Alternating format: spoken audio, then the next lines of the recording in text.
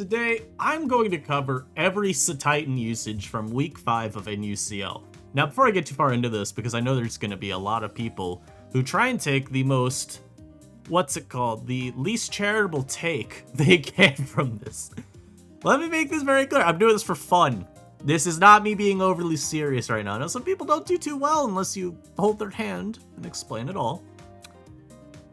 But I've got a couple people that give me a lot of shit for saying Alolan Ninetales should be banned instead of Cetitan if action is taken on snow.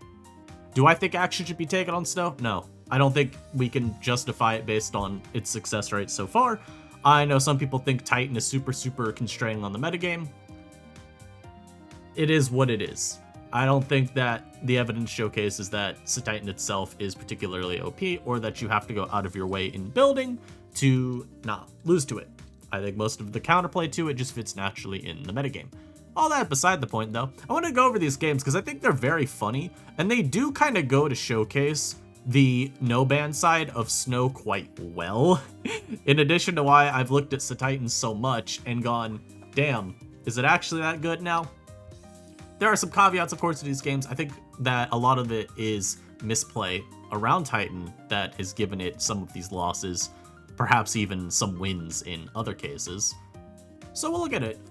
Of course, subscribe, not already subscribed. Comment down below what you've thought about Snow, if you've been using it at all. Do you like full Snow? Do you like this type of team from Mr. Tony, where you go semi-Snow essentially and then just regular HO around it?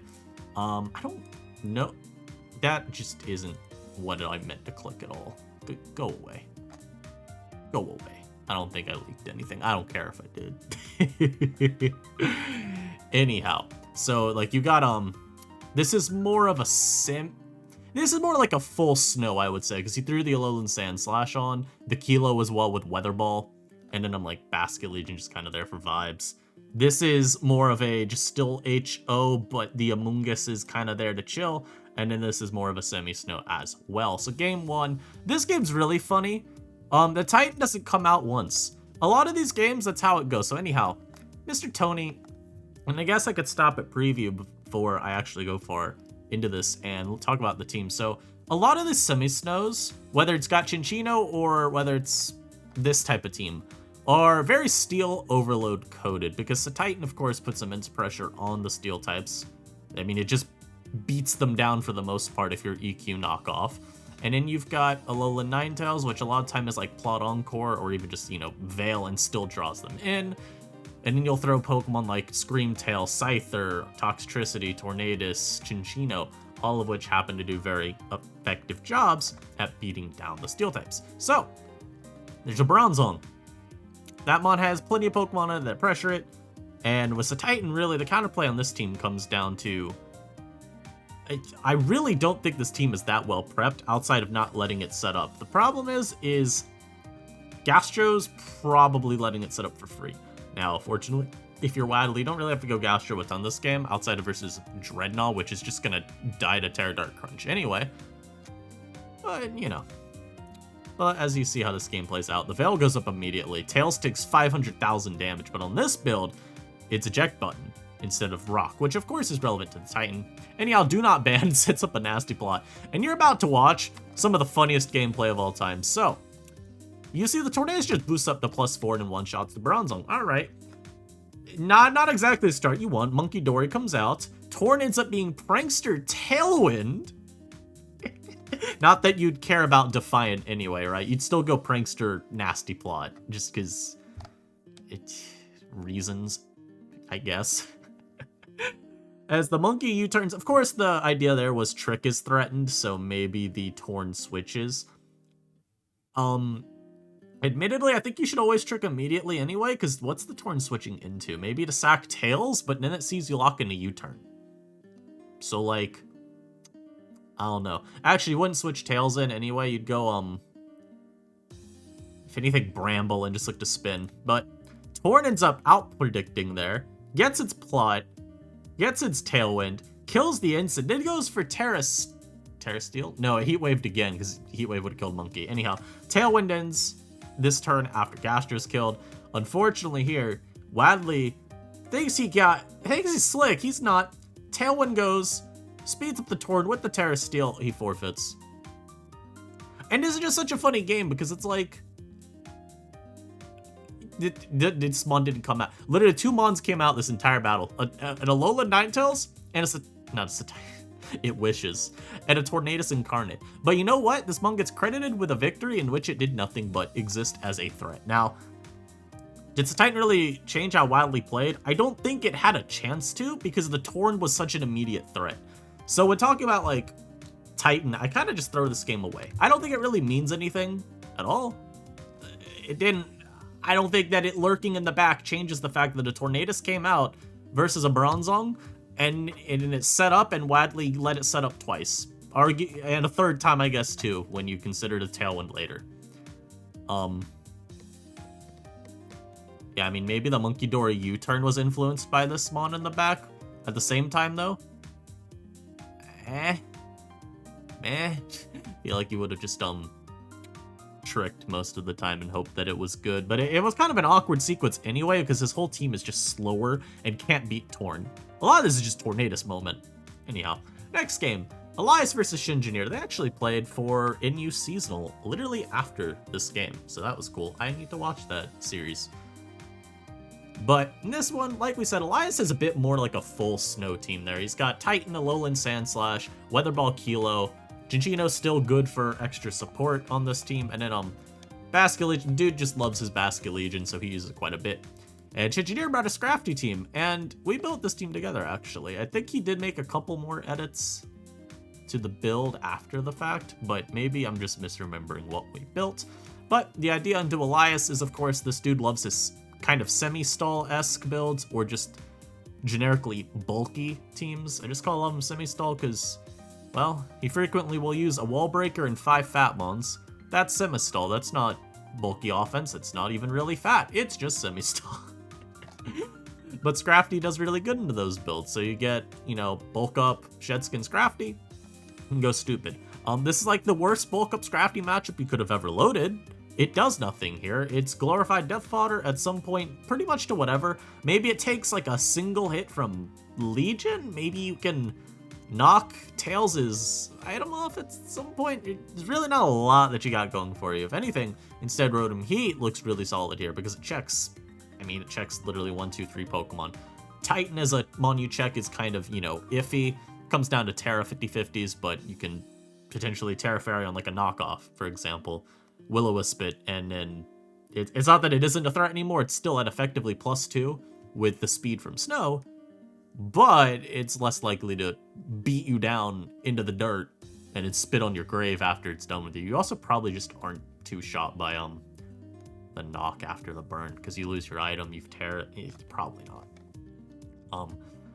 Also, this Basculegion from Elias actually just looks so scary into this team. But yeah, I would say it's probably Legion's the main thing, because you check all 4 of these with just Rotom Heat alone. It comes down to Legion Gingino. Naturally, Gingino's kind of scary when you're Steel type's Copper, because this mon isn't nearly as physically bulky as Registeel, which is the closest comparison.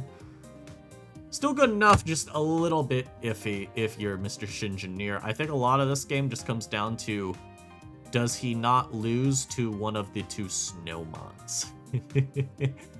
And yeah, Gingino's led with into Copper Rabia. Obviously, when you got Rabia out, you immediately attack with an Iron Head. You get real angry. So Iron Head does a good amount of chip to a Slasher. Bramble comes out, gets a little bit more chip, which is nice because now it's in the range of another Iron Head. And I think Elias was just worried the Bramble was faster, which it may be EV'd to be. Again, I don't really remember. Maybe we're faster if it's like Adamant or something. Only God knows right now, man. Only God knows. So the Tails comes out. The funny thing is, remember, Wind Rider actually blocks Blizzard. So if Elias forgot that out of nowhere, he may Blizzard here. He doesn't, but anyhow, we get Rabia back out versus a Sandslash. Obviously switch, because if it EQs, it's bad. Also, you don't want to let that get chipped when there is big threat Gingino. So works out okay. Is now Kyo's favorite Pokemon. Rotom Heat comes out. Kyo hates them on. In case you couldn't tell. And right now, we also just see Shengineer effectively stalling out all of these weather turns. Like, it really isn't a whole lot else for just Scrafty to do anyhow. So leveraging it as just a mon that keeps pivoting in on those knocks is pretty good. Now, Sash once again gets out versus me. I'm going to switch into my Scrafty here. good teammate, as the Sandslash is Stealth Rock. So you see here, the Sandslash is also taking on a very supportive role. What is that? Get away. Get away. Shout out to View Stats. Doesn't even work because I don't have an account, but you know what? It's there for the culture. And did you see the Slasher pick off a little bit more damage on the Scrafty, but Scrafty just trades HP because there was pretty much that as the most it could do. And it actually ends up living that liquidation and getting a knockoff on Basket Legion too. So I'm gonna be real, this Scrafty did 10 times more than it ever should have. Bramble now comes out. At the very least, you bait the fact that you're faster. Whether it is or not, I don't know. And a spike can get set. Now this is going to help pressure the Legion even more. The Tails, the Titan, Gingino as well. Just generally very nice to have a spike up. Will it get tidied up away? Yep, it will. Make no mistake, that ain't staying up. But it's okay. And we do see that a Bramble was actually faster all the time. Gets another spike too, so Legion will get KO'd if it ever switches out again. And you're able to go to Mr. Mold Gase in here. You could just literally throw off any attack. Shen chooses to flip. Probably just go to Rotom Heat. And nope, I came out here. Whoops. But Rabia comes in. And with Rabia, you probably stand versus the Kilo. If Volt doesn't do anything, you just get a free attack. Chinchino coming out's actually quite nice because, I'm gonna be real, you just, oh my lord, it's life form. I think you just always take your kill here on the Chinchino. He tidies up just to make sure Titan doesn't have to deal with losing HP to rocks. The problem now for Elias though is this Rabia is quite scary. So he goes for EQ, it does literally nothing. We Ironhead Titan for 5 million, and now it's just not sweeping. You can belly drum up here if you want, it will not work. Very smart to save the copper for a bit. Unfortunate overheat miss there as Titan actually goes for a drum. Fortunately, you are just faster, and Ice Shard does literally nothing. But that could have been bad if another overheat miss were to come out. Maybe, it probably didn't matter. Anyhow, not Titan. Tails goes for its Terra Water here, so the overheat does, I guess, not 50, instead does 13. But realistically, it doesn't matter a ton at this point. This mon is still a bit of a threat. The crit Dark Pulse there I don't think matters, as now Flygon comes out. Mr. Garbanzo Bean. This crit U-turn, it may look like a huge deal. It's really not that big of one though, when you then take into consideration that, so pretty much, 32 would be on a non-crit, which means Outrage is probably doing enough to kill. You get all that?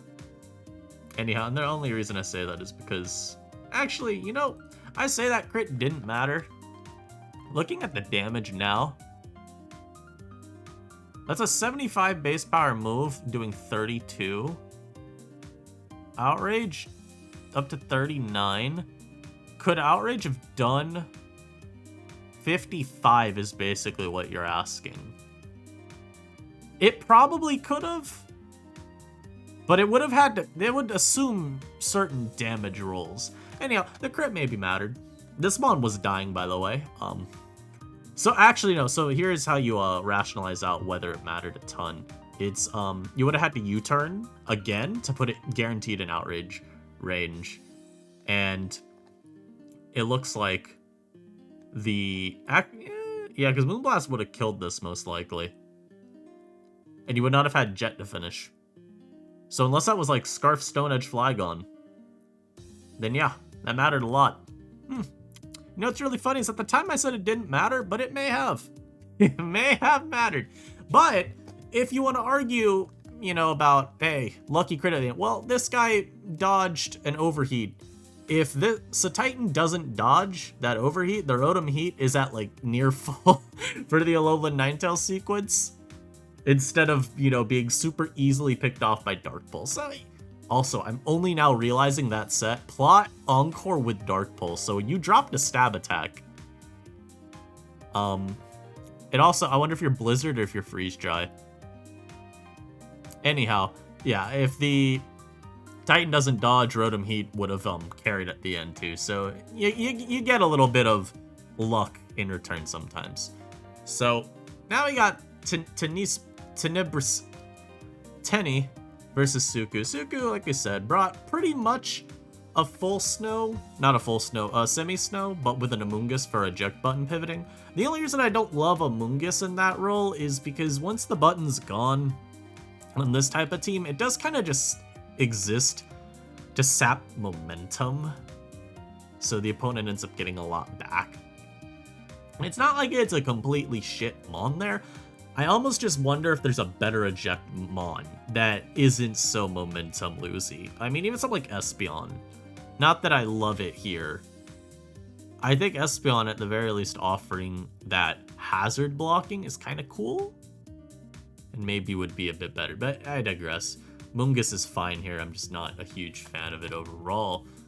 Tenny has pretty normal counterplay to the snow stuff, where Registeel is going to upcheck the tails and the Chinchino. And yes, I count this as the snow stuff because it's pretty much almost mandatory alongside Titan, just because there's just too good of synergy to ignore.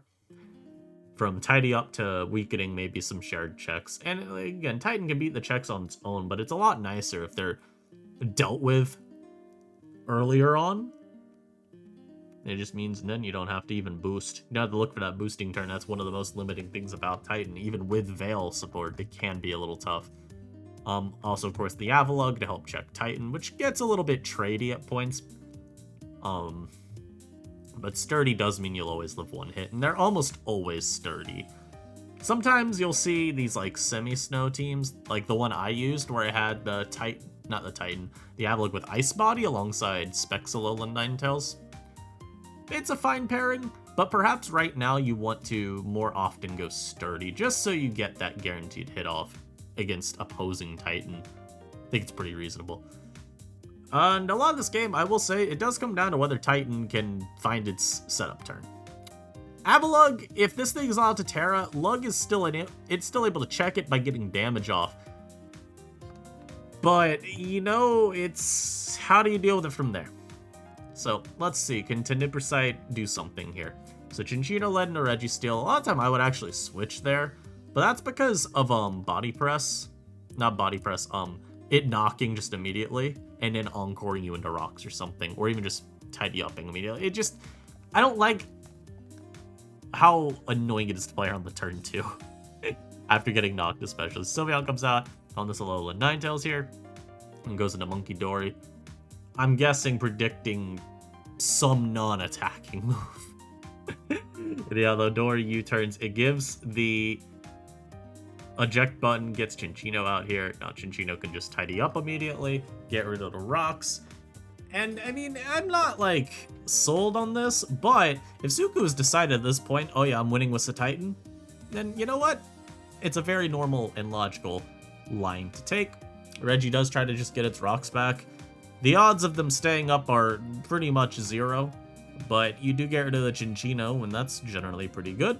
Now, the Titan comes out, and here, this is always one of the tricky turns, because is it going to set up? There's only one turn of snow, so even if it decides to set up, it's actually not that big of a deal. But if you're Tenebricite, you may really, really value Registeel, even now, to help you not lose. I was going to say just a Scream, but even to Alolan Ninetales, if it's like Nasty Plot Aurora Veil, just so, you know, Veil to support your teammates, but Plot if you don't need to make use of Veil anymore, that could get a little bit scary. Just looking at the speed tier against this team, it's definitely not clean. I think you always press here, though. And, yeah, he switched into Lug. So had he body pressed, he would have gotten 5 billion damage off still. This mon would be much lower after the drum. And maybe Lug would actually be able to pick it off and win the 1v1. I'll actually do a real pause real quick. I'll be right back. Yeah, so as you see here, body press doing 32 to 38. That assumes, of course, the Registeel has no defense. If it was like max defense instead for some reason, of course the calc's better. I just don't think it was. So you get another 32 to 38 off. We'll call it, you put it at like 30. We'll say you got it to 40. Well, look at this turn right here. Terra Ground from the Titan. Terra Ground from the Lug. The Lug lives. And it does 54 back. So even if the body press was minimum damage, it actually would have allowed you to kill this. Now, you probably... Actually, I was going to say, you don't even have to sack Registeel then. You literally get the hit off to dissuade this from doing anything. And then you sack whatever looks the least useful to you on your team from there. You can get away with keeping Reggie. I don't know, sack Flygon probably, because at that point it's like, I don't really like either of these two. This is kind of tough. So yeah, I think Tenny maybe misplayed a little bit there, because, yeah, you didn't really have to lose. Well, I mean, okay, I talk about it as like you weren't losing Avalugg, you were losing it all the way down to Sturdy, but you were dealing with Cetitan keeping Avalugg around, letting it sack. I guess at the end of the day, all this doesn't matter because he has quick attack. He would have had to sack him on anyway, but the quick attack Raptor able to come out. Basically what I'm saying is it didn't come down to Avalugg losing a 1v1 and then, oh, he just had quick attack Raptor and was only okay because of that. No, he could have just body pressed Titan on the setup. Now, if he's worried about this Titan going for Terra, well, as we saw, the damage from his own Avalugg would have been plenty, even if that Terra. Because remember, you lose the snow boost. Once you Terra, you don't get that defense boost, so body press would have still been doing like 27-ish or so. Still plenty in range of that EQ. Obviously, you had to dedicate a huge resource to it, but still had enough. So, rocks go back up. They're not as important now, but they're still nice to chip away at the Alolan Ninetales. It's just, you know, again, fewer turns to the Fastmon is always good. Sylveon obviously easily lives a hit from the Flygon, but unfortunately, does like nothing back because there is a Veil. No Protect there as well, just because don't want to let them greed. And you've got the Dory, which will always outspeed, kill with a Psychic, and at this point, you're looking pretty alright. You still have Registeel to check the Scream Tail. And again, I do think that's just why Tenny didn't want to risk Titan even just going for like EQ against Reggie and going for Chip to maybe open up Scream Tail. Because imagine this got hit by like, maybe the Titan just immediately went for Terra Ground EQ against Registeel. Yeah, that Fire Blast would have just killed. And from here, the game looks a lot harder. Because that Scream Tail would have been near full. I think it literally would have been over. I'm not sure that you have enough to beat Scream if you only have these three. Yeah, Dory now will be able to easily clean up. The Amoonguss will never be able to beat it. You can just always switch out, stop being locked in the Sledge Wave if you want. But you don't even have to, because Sledge Wave does well enough to two-shot, so. Very well done to win this game. I think, like I said, I think it was a slight misplay with the Reggie, but I do get the rationale there. If it is just, hey, I don't want to risk damage on my dude for the two fairy types. It makes sense. And clearly he still had the assets on his team to be safe against Titan, which I'm sure he understood. He didn't have to risk his Registeel because he could always just go Lug and Terra Ground EQ for the chip. So it makes sense. So you may have just seen a Cetitan do nothing, lose, and then lose again. I promise you, Cetitan will do something more significant in this game. I promise you. Anyhow, I'm sorry. I have to be the Cetitan POV for this one. If you know, you know. So, this team here, pretty good into Cetitan teams. You've got a Ditto to copy the boosts. You got an Avalugg to trade hits, get damage. Things that I don't like, there's no Steel type, and it's not an offense, which that's just personal building. I like having a Steel because I find that they do a lot defensively. It also has a Dragalge, which, look, if you know me, you'll know I'm one of Dragalge's strongest supporters for the longest time. Even I've given up on Bro, though, damn near at this point. Shengineer and I wanted to use something with the Dragalge just for, you know, see if it was any good. Yeah. Never got to it. Also, this team is just, I don't know. I feel like it's a very slow team. Doesn't have the defensive backbone to warrant being this slow, if that makes sense. Anyhow, Diamonds is just a very cool standard semi-snow HO. Again, the same 3 pairing you'll always see. A DD Flygon, because why would I not run that?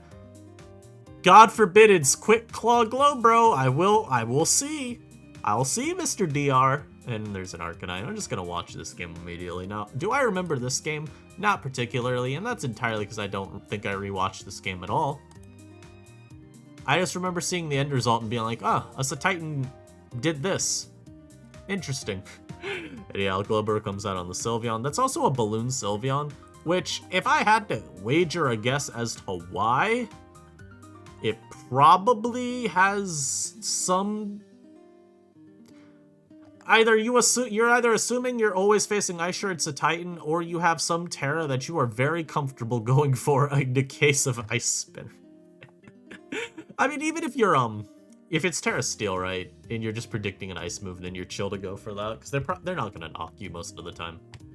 Anyhow, H voices the Glowbro. The Glowbro ejects out into Cinccino. Cinccino now gets to immediately attack, and Sylveon will lose a good amount of its HP here, opening up Flygon more than anything to do stuff later. Cinccino also taking that hit quite nicely to Sylveon. I'm surprised it didn't do more. And it does just take out Sylveon. So, like I said, opens up Flygon. I guess opens up Cetitan. We also see Flygon then get donated just for funsies, which, that was a play. I think the logic has to be you don't want Avalugg getting weakened early. In that case, I'd probably just say go Ditto, though, because you're Scarf. Like, I don't know. I guess it lets Cetitan come in, but you're faster. Unless it's Jolly, which, no, you're faster. You would literally be faster than a Cetitan coming out there still. Under Snow, Cetitan's slower than a Scarf Cinccino, so you get to go for Tail Slap again. You're not loaded dice, so maybe that's the worry. You may not do enough hits.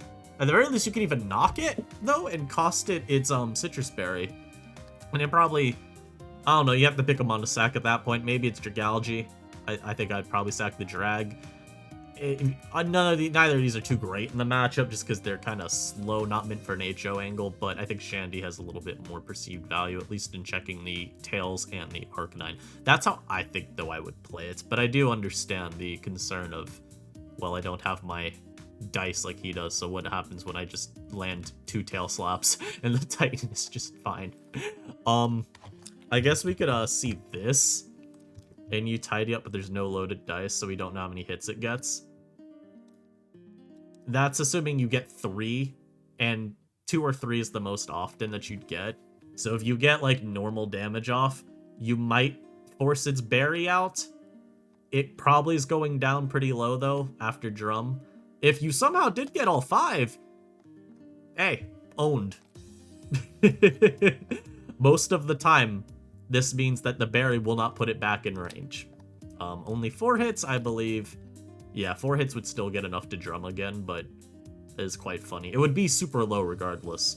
And if this was like Banded Fimp Flygon, which I don't think it was because he didn't go for it, but also it's like, again, probably just scared of Titan more than anything, because I would not want to lock into first impression against that one. All that to say, yeah, probably don't go to Flygon there. Oh, but you know what? Also, this could have Terra Ghosted.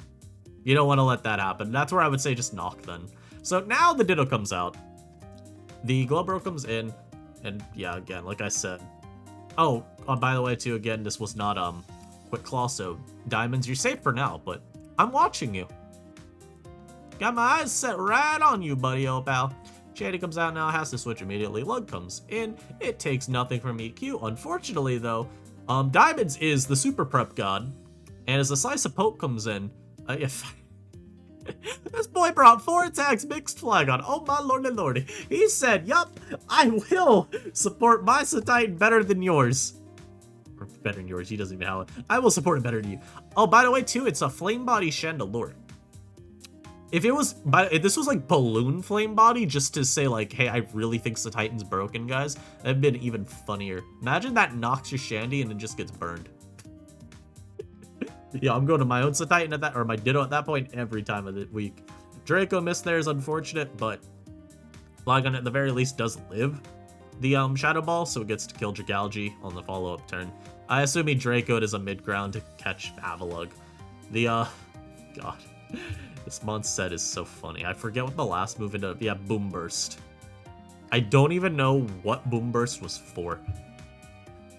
I don't know. Anyhow, this Terra Steals. I'm not too sure that was the right move, but frankly, you died anyway. You died otherwise, and losing Chandelure is not really advised at this point. The problem, though, is that it's Flame Body instead of Flash Fire. So does it actually check the Arcanine at this range? I don't think so. Another Draco miss, only for Recover to come out. And then to die to Fire Blast.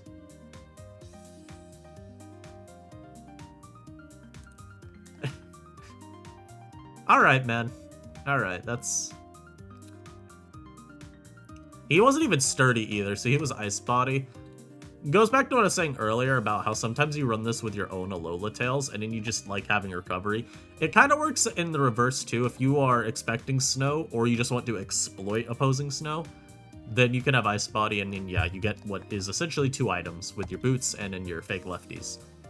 I'm gonna go out on a limb and say that Recover was the wrong play, considering that the Fly God had revealed Fire Blast, and you're a Ditto, so you knew twice over it had that. Probably was better to just kill it. Anyhow, Ditto is not gonna live that EQ. Not that it could kill anyway in return, and then the Chandelure will die to knockoff.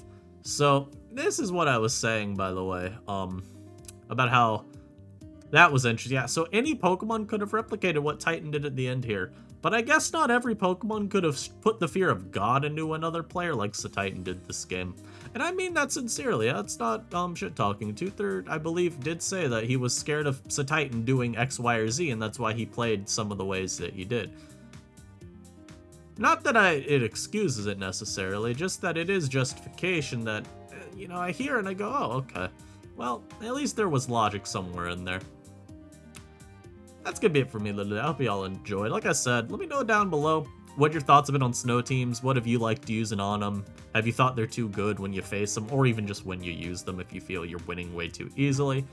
And yeah, I mean, if you think snow needs to have action taken on it in some way, what way do you think? Should we, you know, ban Cetitan, the big boy sweeper, Chinchino, the stupid cringe rat that, yes, I'm going to say to ban Chinchino regardless if his snow is good or not, or Alolan Ninetales, because it's like the ultimate enabler of the goons with Aurora Veil, and of course setting snow better than the stupid tree can. Hope y'all enjoyed. Catch you in the next one. Peace.